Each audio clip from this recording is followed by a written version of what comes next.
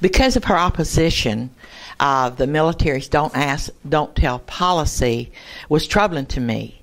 And this feminist or Obama do not take the epidemic of AIDS serious. It's almost like it's hidden, the epidemic of AIDS, and the people that are absolutely victims, that are dead because of this disease. Look at this through the eyes of the Spirit. That's what I did this week. Look at this as God would have us to see it. The battle that's raging in this country. Through the eyes of the Spirit, I see the angel of death still hovering over this nation. His thrust for blood is fierce. And when I was praying over the Arizona border a few weeks ago, the intercession was rebuking the death angel over America to reverse course. We need to do this again today, because the don't ask, don't tell policy being reversed is dangerous. And this is why. You need to get the full story on my website, insightUSA.us. Click Phase Facts for the detailed report. But I just want to share with you on YouTube why you need to read the entire report. It says the HHS panel votes to keep restrictions on gay blood donations.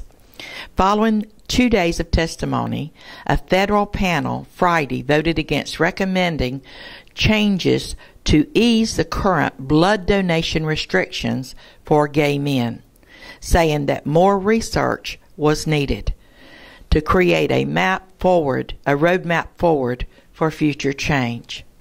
By a 9-6 vote, members of the U.S. Department of Health and Human Services Advisory Committee on Blood Safety and Availability agreed to continue to the current donor policy, which rejects blood donations from any man who has had sex with another man. Gay rights groups and others say that 25-year-old policy is needlessly discriminatory.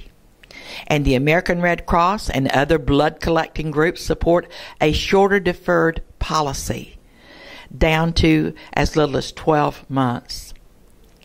But blood user groups lobbied to keep the current policy, saying that further research is needed.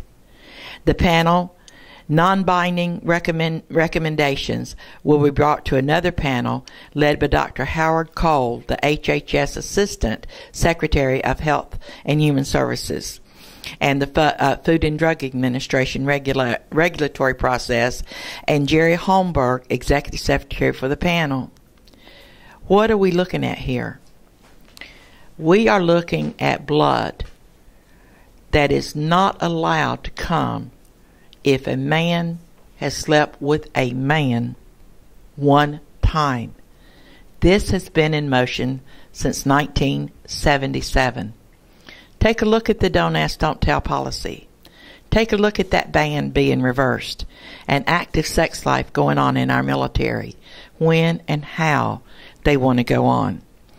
AIM with Cliff Kincaid tells us that right now there are 19,000 AIDS-infected soldiers that they're having to deal with.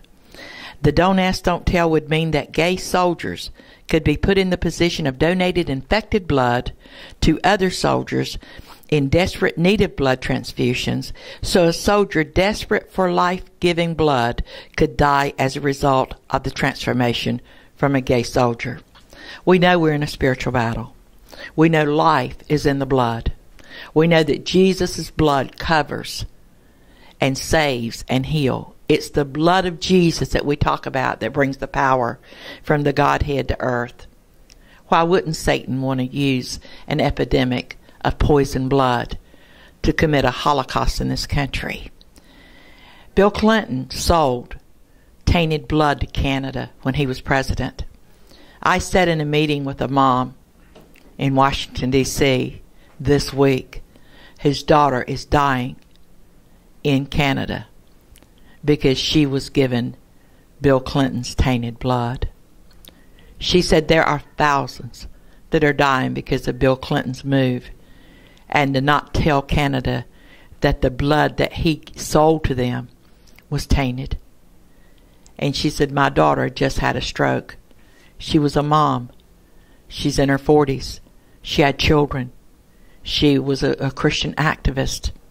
Her mom is a beautiful Christian woman. She's watching her daughter die because of the actions of Bill Clinton.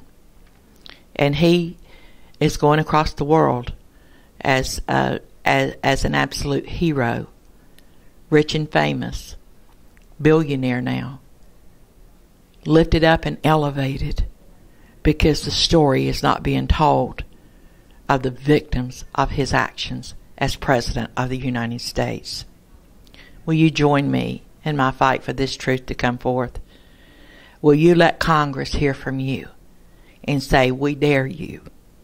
We dare you to put our military into such a position. Not only would it go from men to men, but these men are bisexual, lots of them. And it would go from men to women, woman to woman. It is dangerous what our Congress is doing today. And they seem to be oblivious. Not only that what they're doing is so anti-biblical. And having Kagan on the court, I believe in the Spirit, God would pour out His judgment on this country like we've never seen before. It's a spiritual battle. We must wake up the church. I'm inviting every ministry to get my message out. Tell people to go to my YouTube site, email and go to my website. Send me your email address and you will get the most updated e-action alerts on the Christian calendar every week to keep you informed, to keep the prayer wheels turning, because greater is He that is within us than he that is within the world. I'm Faye Hardin. This is Insight USA from the headquarters of Insight in Orlando, Florida. God bless you. I want to hear from you. If you've got more information, there are other victims that you know about that we can bring forward and get their testimony, I would like to get the message out. Shalom.